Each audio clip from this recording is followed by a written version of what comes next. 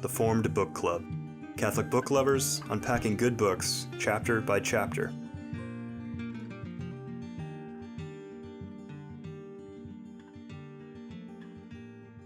Welcome to the Formed Book Club, where Vivian Dudro, Joseph Pearce, and I, Father Fessio, continue to discuss Henri Lubac's classic work, The Drama of Atheist Humanism, where he takes three great figures of the 19th century whose thought influenced the whole of the 20th century and still influences now. We've covered Nietzsche, and then Feuerbach Marx, kind of taken as one moral person there. And now we're about to finish the least known, I believe, in America anyway, August Comte, who is the father of sociology. We're on page 248 in the chapter Positive Transpositions, that is positivism, which was the form of thought and practice that was developed by August Comte, transposed many elements of the Catholic Church into its own humanist church. And we'll continue seeing how that happened on this section called Sociocracy, page 248.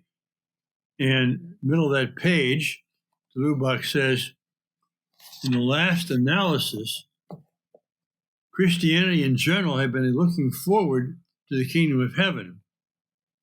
Positivism in general, in the last analysis, an organization of the kingdom of the earth. Mm-hmm. That kind of sums it up. Mm-hmm. And then at the bottom of that page, the last word, if, to the next page. If the advent of sociology had meant the elevation of politics to the rank of an exact science, the advent of sociocracy was to be the religious consecration of the said politics. It becomes a religion. Mm-hmm. Mm-hmm. Joseph, you're leading us in this book. So yeah, well, that's actually a good introduction to the first thing I had highlighted, which is really just three words, but I think an ominous three words. This is the middle of page 250, where Comte says that he has given his creed the motto "order" and "progress," both words capitalized, in one sense, if you're going to look at those words sort of amorphously or ambivalently, everybody believes in order and progress, right? In the sense that, that the Catholic Church will say an ordered life is a virtuous life, and that's progress towards the kingdom of heaven. So, no one's going to argue if we're going to use the words very amorphously, what that means. But when you capitalize them as something subject to this sociology, the order is going to be state-imposed order, and the progress is going to be worship of a utopia in the future for which everybody can be sacrificed. And that's what happens when you suck the divine out of notions of order and progress. Mm-hmm. Mm-hmm. So next thing I have is 253. So I don't know if anybody beats me there. Well, I have the very last line of 252. I just barely squeezed in ahead of you, Joseph. Yeah. Where Lubac says, since nothing could be done unless a, quote, proper nucleus of true sociocrats, those quotes, was formed, but in the field of action, the watcher was politics first. From the very outset, the new system must seek to lay hands on power. Mm-hmm. And, well, you have done the same thing I'm going to do. So you take it away with 253, Joseph. Well, yeah, I mean, just commenting on that, that's the whole point, is that we saw this with Nietzsche and with Marx, that it's no longer about truth, objectively understood, but about subjectively applied power, and that in itself. But what I felt further down here is very interesting. This is different from Marx. Marx obviously believed somehow that the working class were going to be the people that would gain power, at least in theory, where Comte's very much an elitist. And for him, halfway down page 253, and this is ominous, it's almost like exactly what we're seeing with the globalization and globalist ideologies, bankers. So it's actually the international financiers, that the super rich like the Soros, the George Soroses. These men possessing great wealth must, provided they keep us to the pitch of their social vocation, also have the leading part in the government, that they are naturally trained for this role by their habit of seeing things in perspective and by their spirit of calculation, that the middle classes are to disappear, leaving only a patriciate and a proletariat, that for the whole of the West, with its 120 million inhabitants, the patriciate is to number 2,000 bankers. So he's actually saying that we're going to hand over the government of the world to 2,000 super rich financiers. That's his idea. Mm-hmm. Mm-hmm. Yes. And it's happening. It is happening. Yep.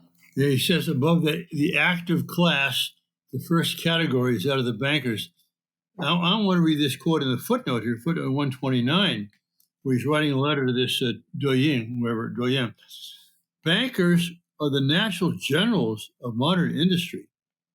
Because of this, positivism reserves to them the temporal supremacy of the West, when their moral and mental dispositions will be on the level of their social destination, and when the worthy advent of true spiritual authority will have rid the government, properly speaking, of all theoretical office. I mean, what? Talk about a description of hell. Yeah. The bankers are in charge? And the scientists, let's not forget. The practical scientists, not these abstract theoreticians who look up at the stars and wonder about the beginning of things. No. Right, but he wants 2,000 bankers to be the top of the pyramid. Yes, but they're going to be trained by the scientists, don't you know? Oh, okay.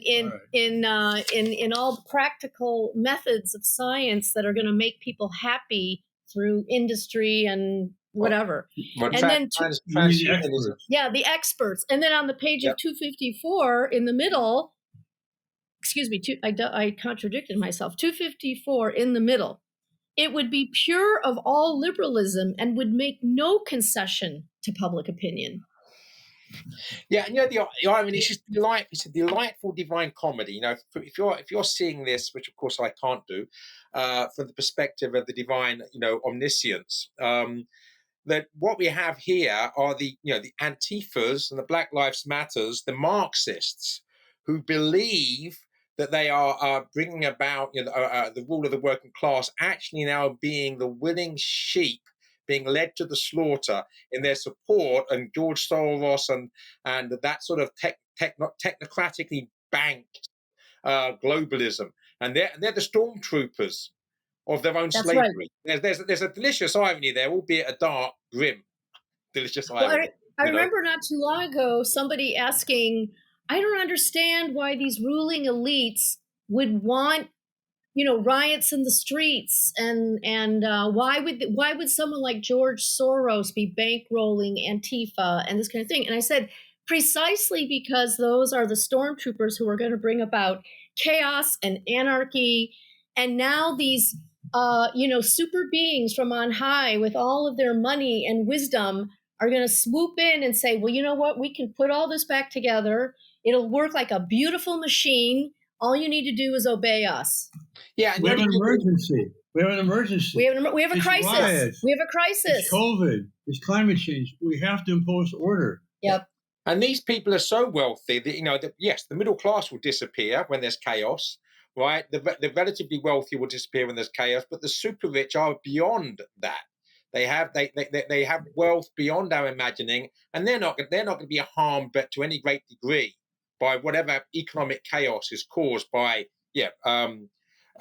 epidemics or pandemics or political and economic anarchy. And it's not just liberalism who is their enemy. On the middle of 255, we see that positivism will become for them the only systematic defense of order against communist or socialist subversion. Because as you pointed out, Joseph, communists and socialists, however their projects end up in the end, their ideal is to emancipate the working man, the working class, give him a place at the table, give him a share in the profits of his labor, right? These people are the new version of useful idiots. They think they're working for the working man, and they're really working for the capitalist bankers. Yeah, Grimly ironic. Yes. Yes. There's one thing he wants to do, which I think you'll agree with, Joseph, on the very top of 254. States must be split up into small republics of the size of Holland or Sardinia. I think Chesterton would go along with that. Yeah, I did see that, and I did think it was ironic. But the point is that these states would be basically principalities that belonging to the global empire. They would not be authentically subsidiary sovereign territories. They're just that these are manageable units to be governed from on high, I think, rather than self-governing sovereign nations. Yeah, I think it's what is the largest extent that a single banker can govern, and therefore we have to break these things up. And we might wonder why Comte wants to keep the workers down, so to speak. On the top of 257, it actually begins the bottom of 256. By this dictatorship by proletarians, but this dictatorship by proletarians has nothing in common with the Marxist dictatorship of the proletariat. Comte maintains that the social condition of the proletarians is unavoidable. The vast majority of workers must always live on a periodic wage, carrying out with a kind of abstract intention, blah, blah, blah, blah. So it's sort of like the big leaders of these big companies, Apple, are perfectly happy to use slave labor in China in these factories that are practically like prison camps, because we all know that somebody's got to do this work. Yeah, and that's absolutely true. But also, at the other end of the spectrum, economically, you can be living in the United States and be on a very well-paid salary, probably with a good pension plan, but you're still a wage slave. Basically, you're still a tiny cog in a huge global corporate machine. There's not any real political or economic freedom. If the company decides it wants to move to a different part of the United States or a different part of the world, decide you're either going with them or you're out of a job. Yeah, that's the choice you have to make. There's no real security of tenure. There's a positive impulse here that I think we all really desire to be part of something larger than ourselves, knowing our own weakness and our own finitude. And so to be part of a team or a group or a community or even a company, a corporation, can be a wonderful thing. But that has to be balanced with, personal freedom, liberty of thought, of action, and so on. And that's why, I always summarize distributism, which, by the way, they're not calling localism, which may be a better name, as you want to have the maximum amount of small businesses and the minimum amount of large businesses. You move towards that goal. Yeah. And again, it's not, you're not going to close down the big businesses. You're just going to promote an economy that promotes small businesses. That's all, right. And make it easier for a small business to thrive and survive. So we're having an interesting little phenomenon here in San Francisco where Anchor Steam beer, which is the oldest craft beer of the United States of America, started in San Francisco in the 19th century. And it got bought out by a big company, and they've run it into the ground, and now they're closing it.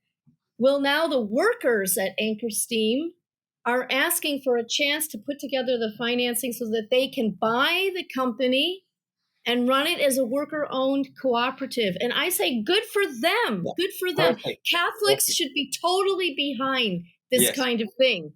Yes, couldn't agree more. ESOPs, I think over here they're called ESOPs, employee stock ownership plans, rather than producers cooperatives. It's essentially the same thing, but that's the legal way it's done over here. And from the very beginning, Indigenous Press has used ESOP printers. First was Thompson Shore, which was ESOP, and now Friesens in Canada. Family-owned, but worker-owned corporation. That's the way, it seems to me. Amen. All right, we move forward. I have nothing till the very final end of the chapter, so I don't know if anybody beats that. Well, I see markings all over a book, but don't worry about that. Say 258. Okay. Middle.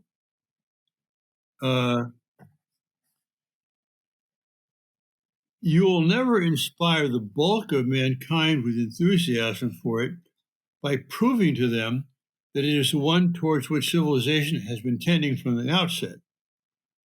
What was needed was to, quote, paint them a vivid picture, like a meme, of the improvements that the new system would bring into the human lot. In that picture, imagination must play the leading part, skipping a couple of lines. In this way, it would be possible to organize a formidable public opinion.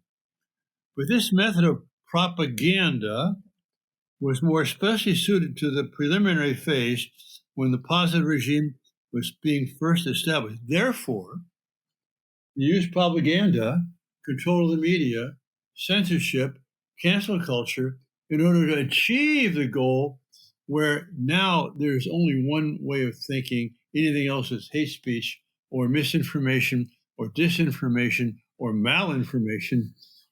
Yes. And it's got to be canceled. And again, you tell the lie. Propaganda, after all, is just another word for a lie. You tell the lie in order to make people believe a false understanding of reality, so you can impose your truth upon them. And the importance of imagination here. He's writing this before Hollywood, Mm-hmm.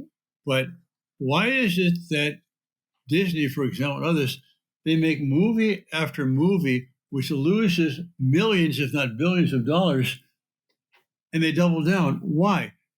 They're not primarily trying to make money. They're trying to shape society in a way that they think is leading towards the future, but it's only doing so if the future is hell. So, okay, Joseph, go to the end. I've got that whole last paragraph marked out to read, so you might not want to read that or something like that. Go ahead. Do you have anything, Vivian, before that? The last paragraph on 261? Yeah. As the long last as you half of the chapter, yeah. Yeah, as long as you, I was going to begin it with all claims, which is the bottom of 260. I was going to begin it with just the final two sentences. So Father's got most of it marked. So I suppose we should make way for Father. Joseph, read the whole paragraph for us. Starting from. But if temporal. Okay, go for it. Sure.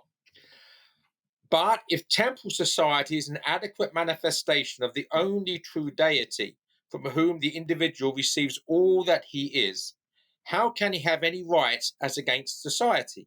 Exactly. Stop there for a second. That's exactly right. If you are just a part of the greater whole, then what right do you have? So continue. That notion of right is essentially theological metaphysical. This means that it is completely out of date. It is, quote, as false as it is immoral. It, quote, must disappear from the political domain as the notion of cause has disappeared from the philosophical domain. End quote. So stop there. Yep. This is so profound that if we're going to have this subjection of everyone to the bankers, where you don't have any rights, only humanity as a whole has a right, and they're the ones that are governing and leading humanity, then you've got to get rid of the theological metaphysical, because that gives another basis for rights. Sorry, please. Okay. And so, and then cause has just to disappear from the philosophical domain, so that it's not logos, it's will now. Things aren't caused except by your desire. There's no intrinsic nature to things. We make of them what we want. I mean, this is. But it's even worse than that, really, Father, because basically, yes, they've abandoned cause because they've abandoned logos and replaced it with will. But in practice, all of us will be slaves to an abstract concept that's replaced truth called humanity. And the only one with any will that can actually be exerted will be the bankers. The rest of us, as parts of humanity, we're just parts of a body that are completely disposable, and we do as we're told, or the will, which is the elite, will do what they want with us. Mm-hmm. So continue then. Oh, sorry. Where did we get it? The positive faith, everywhere substituting the relative for the absolute, substitutes, quote, laws for causes and duties for rights. It replaces the futile and heated discussion of rights by a fruitful and salutary realization of duties. All claims to rights are anarchic. All idea of rights should be completely wiped out as applicable solely to the preliminary regime and directly incompatible with the final state, which admits only duties corresponding to functions. Mhm. The individual is a mere abstraction if he is not an organ of the great being. There is no salvation for him save in community spirit and sense of duty. So when he says,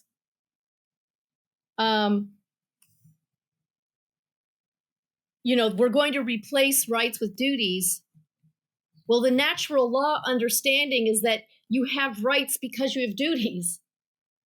And so, unfortunately, because we're at this late stage of Western social affliction, where liberalism, in its understanding of people having human rights given by God, has devolved into simply my rights versus your rights. Our rights are being pitted against each other in the court of public opinion and in the actual courts of law. And this is leading to a kind of anarchy because we no longer we threw out that those rights have no meaning if there aren't corresponding duties that give you those rights. Therefore, you don't have a right to do a wrong because you have no duty to do a wrong, right? And so now in this anarchy of this competing rights and these things absurdly being proposed as rights and so on, you can see how the Comtean elitists are going to look again like the saviors, right? That okay, everybody, we got to stop fighting about rights. Look what this is doing to society. We've got Antifa in the streets. We've got the fight over rights in the courts. We just need now to bring about this order where all of this is going to be eliminated and we're all going to live as peace and harmony as brothers in the one humankind, right? Yeah. You can see how the agitation that we're in right now on so many levels, why something like this would actually appeal to people looking for peace at all costs. Yeah, that means cancelling those who are in the way of peace.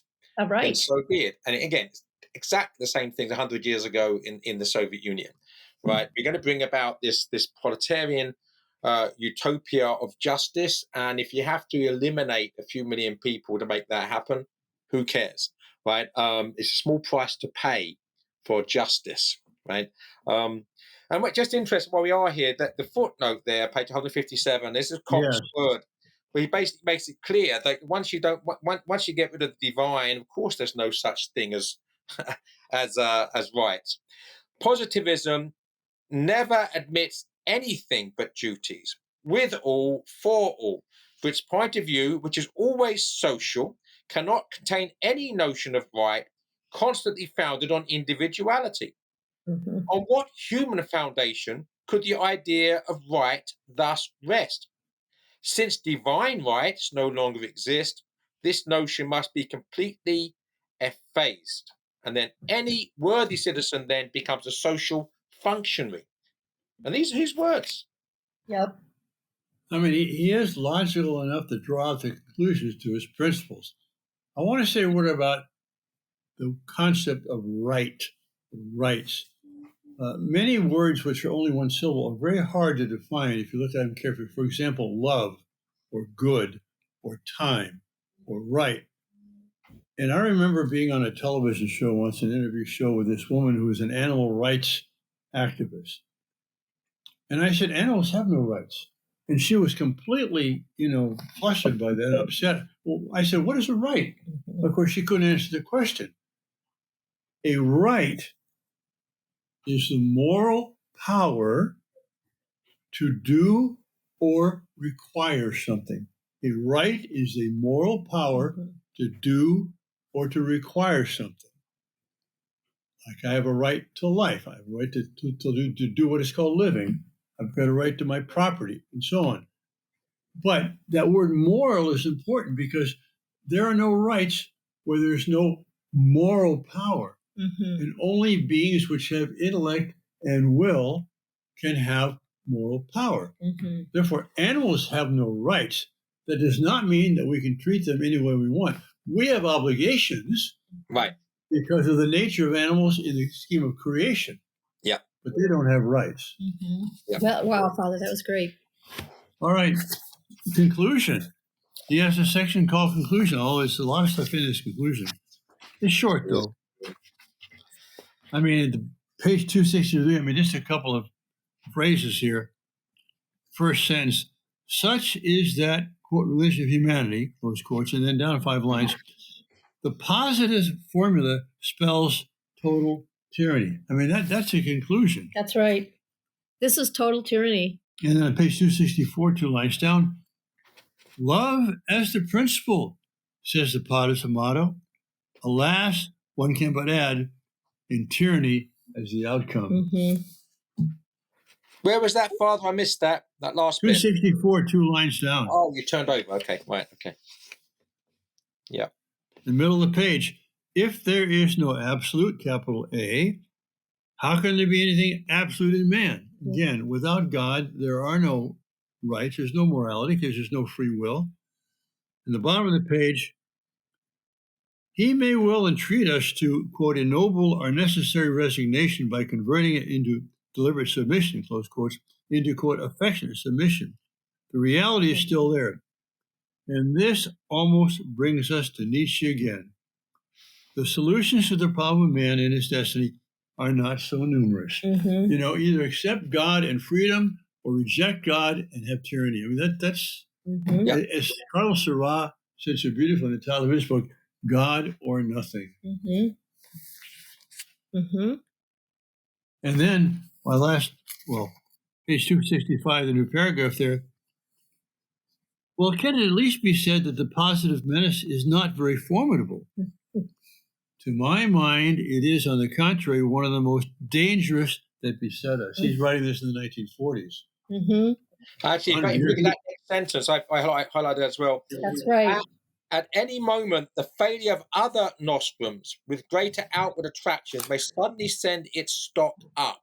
So the point is, he is writing this in the middle of the 20th century, with the failure of the Soviet Union, with the Marxist utopia, and the failure of, should we say, one form of Nietzscheanism in the Nazis, with the failure of these sort of humanistic experiments. And he's writing because this way positivism basically comes into its own really in the 1950s onwards, because now, well, obviously we've tried the Marxist thing, that didn't really work out as we planned. Obviously Nietzsche went a bit wrong with the Nazis, right? But now we've got this positivism, and I think that's exactly what happened.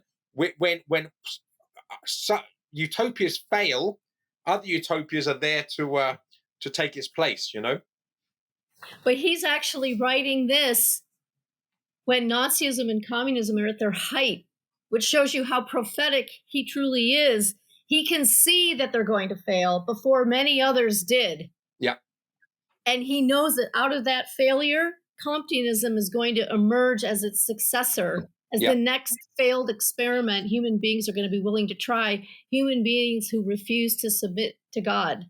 Yeah. An actual fact connected to that, Vivian, bottom of page 266, this reminds me of a well-known aphorism by Chesterton. Comte's spiritual itinerary is that of man himself. Lost faith cannot long remain unreplaced. Mm-hmm. As Chesterton says, when men stop believing in God, they don't believe in nothing, they believe in anything. So when the Marxist thing fails and the Nazi thing fails and the fascist thing fails, well, we still only believe in humanity, right? So in humanism, obviously we can't have the God thing. So what are we going to believe in now, right? What's the new utopia we're going to put our faith in now instead? Yeah, and, Nazism came to a sudden halt in 1945, and communism in Russia came to a sudden halt in 1991. Our brand of free market capitalist but godless humanism I'm afraid, will not have such a punctuation point, but it's a slow decline into greater and greater degradation, which we're living through now. And But there's unsustainable. an answer to it. So it's not going to triumph. It's just how ugly will be its demise. Really, that's the only question. And is it possible, though, that while this corpse is decomposing, will there be new sprouts of life? Because in spite of the degeneracy of the age that we're in, there are signs of new life all around us. So, we need to keep fertilizing the new life wherever it may be found. That's right. Mm-hmm. Absolutely. The one thing I would say as well, I mean, I don't like playing the prophet because prophet's normally wrong, but that the whole drug culture, the whole psychedelic thing of the mid-60s, came unraveled because people started to see what drug addiction led to, right? So the very people who were promoting the psychedelic culture in 1967 were writing anti-drug songs in 1977. And I think where we are now with the madness of the decades we are in now is the more it's tried, the more it will be seen to be self-destructive. That's right. And people will turn against it. I mean, playing the prophet. The whole transhumanism thing is going to die in its own too muchness, probably much sooner than most people realize. Let's hope so. When George Harrison of the Beatles gave up drugs, when he visited San Francisco and went to the Haight-Ashbury neighborhood in the height of the whole drug, flower children, whatever, and saw an ambulance on every corner, right? So to your point, right, by their fruits you will know them. Yes. And at least we still have enough freedom in this society to see that, to speak to that, and let's just keep doing that while we still have the freedom to do so. Right. I don't think it means being a prophet to recognize what the Lubac has seen here historically, that if you lose faith, if God is no longer part of your life and your culture, then man will be subject to tyranny. That's an ironclad rule. Therefore, you can prophesy in this sense, if we keep moving in a faithless direction, we will have this consequence. Yes. We're not going to avoid that, Oh, this time it'll be different. No, It's never been different. But like you say, Vivian, especially in our country, the United States, there are so many signs of hope and signs of grace. Yep. Really. Just keep watering those. Prophecy based on history is not really prophecy at all, is it? It's just we've learned the lessons, we've done this before, we do it again, same thing's going to happen as before. Not really prophecy, it's history. So that's what we've concluded part 2 with the figureheads of the problem. Mm-hmm. Let's move next session to part 3 with the prophecy of the solution in Dostoevsky. Thank you for watching and listening. God bless you. If you enjoyed this discussion, please help spread the word about the Forum Book Club by subscribing to the podcast and writing a review. You can sign up for weekly updates at forumedbookclub.ignatius.com.